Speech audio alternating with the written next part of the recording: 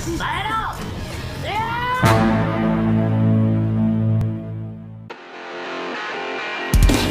Rebahaners, dimanapun kalian berada, bagaimana kabarnya? Gimana? Lancar jaya? Still in the house? Kali ini saya akan memberikan kalian semua asupan adrenalin karena sudah cukup lama kita berada di zona nyaman dan kurang mengalami tekanan mental. Jadi untuk melatih dan agar terbiasa ruas, saya akan merangkum sebuah film dari Spanyol berjudul Below Zero atau dalam bahasa Spanyolnya Bajo Zero. Dirilis tahun 2021, masih hangat-hangatnya. Film ini disutradarai oleh Luis Quiles dan dibintangi oleh beberapa aktor terkenal Spanyol. Di antaranya ada Cara Elizalde yang pernah jadi tokoh utama di film Time Crimes yang sudah pernah saya rangkum di video sebelumnya. Kalian coba cek aja. Terus ada Xavier Gutierrez yang main di film Assassin's Creed. Jadi langsung saja pasang handsfree, simetriskan posisi rebahan, kencangkan celana mantan, selamat lalajo dan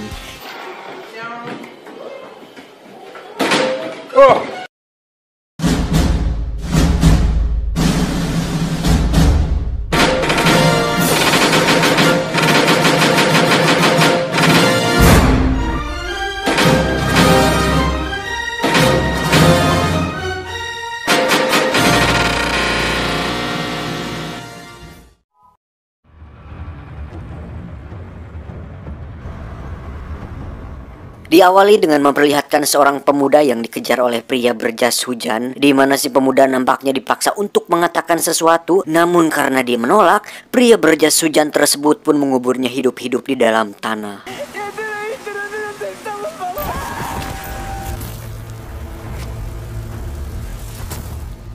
Adegan berpindah ke tempat lain dan cerita akan berfokus pada seorang anggota polisi bernama Martin yang terlihat pamit pada anak dan istrinya karena mendapat tugas khusus dari pusat markas, di mana Martin ditugaskan untuk mengawal pemindahan sejumlah tahanan ke penjara lain yang mana para tahanan tersebut memiliki riwayat kejahatan yang cukup berat. Tak sendiri, Martin pun akan ditemani oleh polisi lokal bernama Montesinos, di mana dia cukup berpengalaman karena sudah sering melakukan pemindahan para tahanan. ¿Tú eres Martín? Sí. Montesinos. Sampai di lapas, mereka berdua pun langsung memindahkan para tahanan ke dalam sebuah mobil berlapis baja, di mana para tahanan tersebut ditempatkan secara terpisah dalam sebuah sel kecil yang cukup sempit. Adentro. Tak menunggu waktu lama, Martin, Montesinos serta dua polisi lain yang mengawal perjalanan pun langsung berangkat menuju tempat tujuan. Martin sendiri bertugas untuk menyetir, sedangkan Montesinos menjaga sel para tahanan dan dua polisi lain berada paling depan untuk mengamankan jalur. Dengan cuaca yang buruk dan trek yang cukup sepi karena melewati hutan belantara, hal itu tentu membuat Martin yang pertama kali melakukan tugas ini cukup was-was karena takut jika tiba-tiba ada tahanan yang berontak dan mencoba untuk kabur. Dan ternyata benar. Salah satu tahanan yang bernama Ramis pun izin modal ke toilet disebabkan seblak ceker yang dimakannya tadi sore. Dan tentu saja itu hanyalah akal-akalan Ramis, di mana dia menyembunyikan beberapa alat di dalam anusnya yang akan dia gunakan untuk membuka kunci selnya tersebut. Kembali ke Martin yang mulai terganggu oleh kabut yang menghalangi pandangannya, di mana dua polisi paling depan tiba-tiba menghilang dan saat dihubungi pun mereka tidak menjawab. Dan tiba-tiba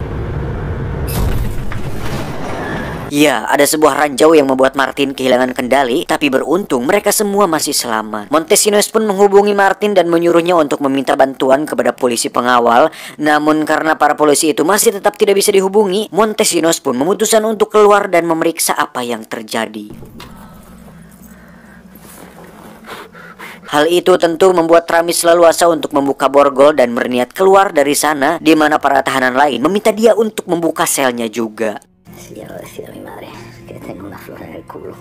Coño, pues ábrenos a todos, hostia. Eso ábrenos tú. Martin sendiri dikejutkan dengan menghilangnya Montesinos untuk kemudian dia memutuskan keluar dan memeriksa kemana dia pergi. Dan alangkah terkejutnya Martin saat melihat Montesinos sudah tak sadarkan diri dengan luka tembakan di bagian perutnya. Dan tiba-tiba,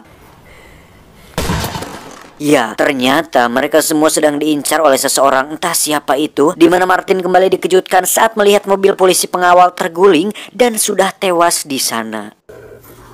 Parece que hay alguien fuera, Dengan cepat Martin kembali ke ruang kemudi untuk menghubungi markas pusat. Namun seperti kebanyakan film menegangkan, sinyal ternyata tidak pernah mendukung tokoh utama untuk mendapatkan pertolongan. Sempat terserempet peluru di bagian paha, Martin pun memutuskan untuk masuk ke ruang para tahanan dan mencari P3K untuk mengobati lukanya. Abierto el botiquín. Pero está herido, ¿o qué? Está sangrando y va cojeando. Supongo. A ver, al final lo vas a cojonar y todo, ¿eh? Sontak hal tersebut membuat para tahanan panik karena tidak bisa melihat dan mengetahui apa yang telah terjadi. Ditambah ada suara tembakan yang mereka dengar tadi. Hingga saat Martin selesai mengobati lukanya, tiba-tiba terdengar suara bor dari luar di mana orang tersebut mencoba untuk membuat sebuah lubang pada mobil berlapis baja ini. Dan saat Martin menyuruh mereka semua tenang, tiba-tiba ya, Ramis berhasil membuka selnya di mana Martin terlibat gelut dengan Ramis. Namun saat sedang asik duel, lagi-lagi mereka dikejutkan saat mereka semua mencium adanya bensin masuk melalui lubang bor tadi.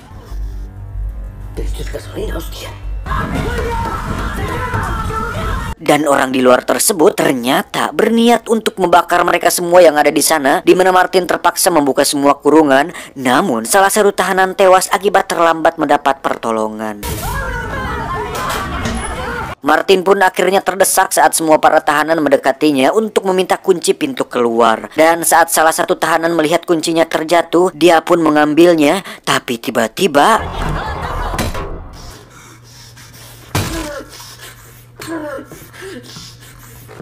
ya, seorang tahanan muda bernama Nano ternyata membunuhnya karena takut jika salah satu dari mereka membuka pintu keluar tersebut. Solo he venido a por él.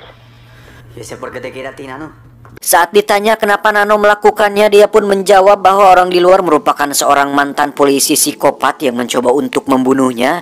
Dan tiba-tiba HT pun berbunyi di mana si pria misterius itu mengatakan bahwa dia tidak peduli dengan mereka semua kecuali si Nano ini. Dan yang dia inginkan hanyalah si Nano yang dalam keadaan hidup-hidup.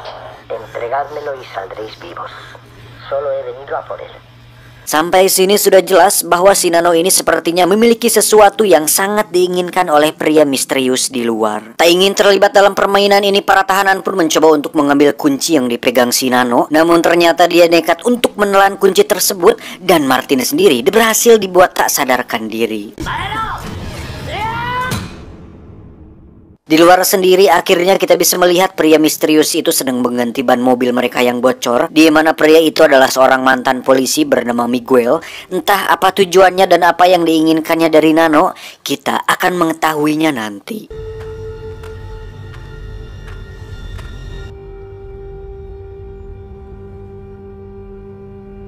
Martin sendiri terlihat baru sadar dari pingsannya di mana dia dikurung bersama Nano, dan tiba-tiba lampu mati serta penghangat ruangan mati yang ternyata Miguel sudah mematikan seluruh sistemnya dari luar. Selanjutnya Miguel pun mengendarai mobil lapis baja tersebut, entah kemana dia membawanya. Yang pasti Martin dan seluruh tahanan harus bertahan dari dinginnya suhu di mobil tersebut. Sementara itu kita akan melihat Montesinos yang ternyata masih hidup, di mana dia berniat menggunakan mobil polisi yang terguling tadi untuk mengejar Martin dan para tahanan. Kembali ke Ramis dan para tahanan yang mencoba mencari cara lain untuk bisa keluar, karena bisa saja mereka membedah perut Nino dan mengambil kuncinya. Tapi Miguel mengancam akan membunuh mereka semua jika Nino tidak keluar secara hidup-hidup. Abrimos el canal. Lo necesito vivo. Tak lama muncullah Montesinos yang meminta Miguel untuk memberhentikan mobilnya, tapi Miguel tetap kekeh dan justru mendabrakkan mobilnya ke Montesinos yang membuat mobilnya menghantam sebuah pohon.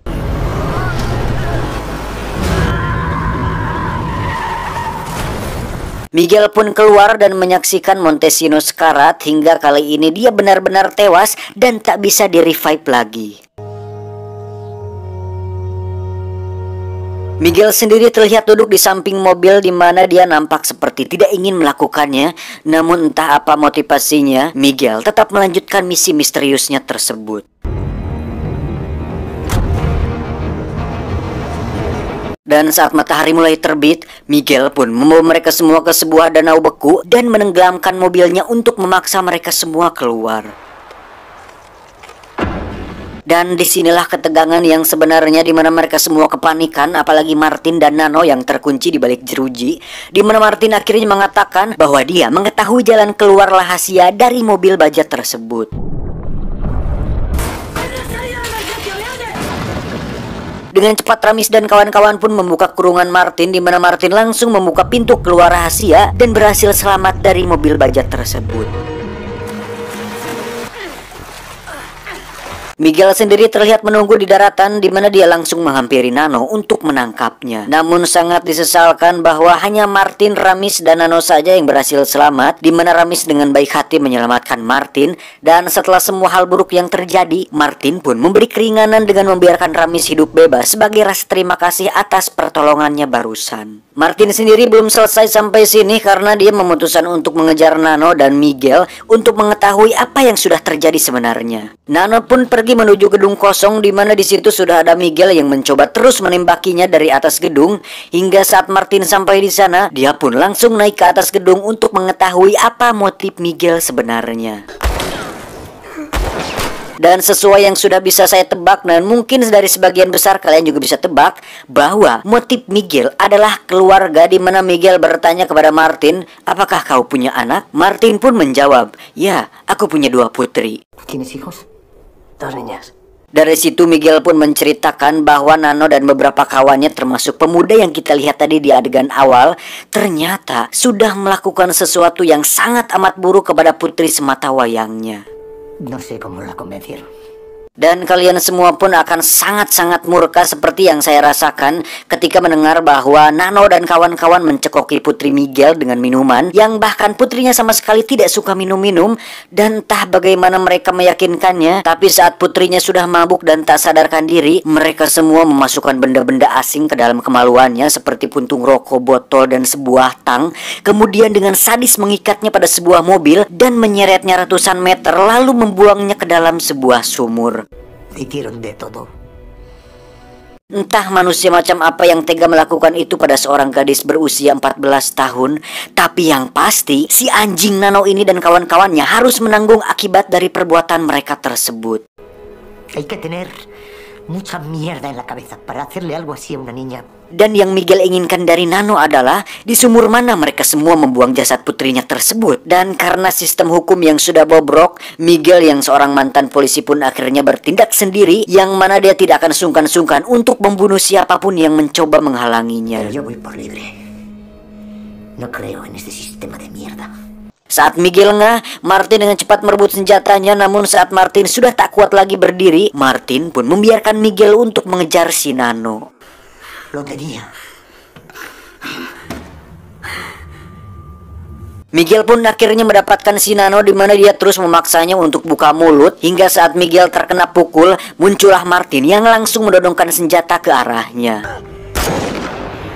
Tak lama datanglah kesatuan polisi menggunakan helikopter, di mana Nano akhirnya bisa lepas dari si Miguel dan berteriak sambil berkata kasar bahwa dia tidak akan memberitahu apapun pada Miguel. Dan pada titik itu Martin akhirnya sadar bahwa semua yang dikatakan Miguel tadi memanglah benar adanya. Sesaat Nano terlihat tersenyum bahagia karena akhirnya bisa lolos dari Miguel, di mana Miguel pun harus rela menerima fakta bahwa dia tak bisa menguburkan jasad putrinya dengan layak. Martin sendiri terlihat tertegun, di mana dia dilema antara rasa kemanusiaan dan mengikuti peraturan.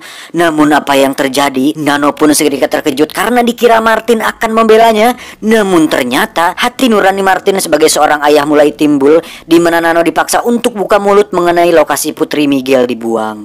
Martín, ¿qué tú haces? Díselo. ¿Qué haces? Pero me estás poniendo gilipollas. Masih tak mau bicara, Martin pun menembak semua jari tangan kanan Nano hingga dia berteriak kesakitan. Mamam, anjing, lu pantas dapetin itu anak dajal.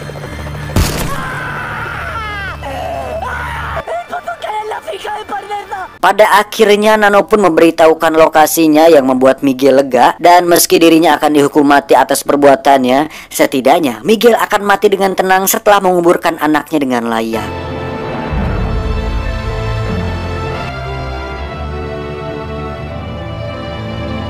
Martin sendiri mendapat pelajaran penting dari tragedi tersebut, yaitu lain kali jika ingin memindahkan para tahanan, alangkah baiknya melalui jalur yang ramai dan ada minimarketnya. tamat ending yang membagongkan. Filmnya biasa saja sih sebenarnya, alurnya juga sederhana, plot twistnya juga tidak terlalu mengejutkan, tapi rasa tegang dan mencekam yang dibangun cukup membuat saya pribadi penasaran tentang siapa sosok Miguel, apa motifnya, terus apa yang telah Nano perbuat, dan apakah itu cuma pengalihan. Secara keseluruhan seru sih, apalagi mendekati ending yang sangat menganjingkan, dimana kita dibuat emosi dan geram terhadap perbuatan si koplok Nano ini.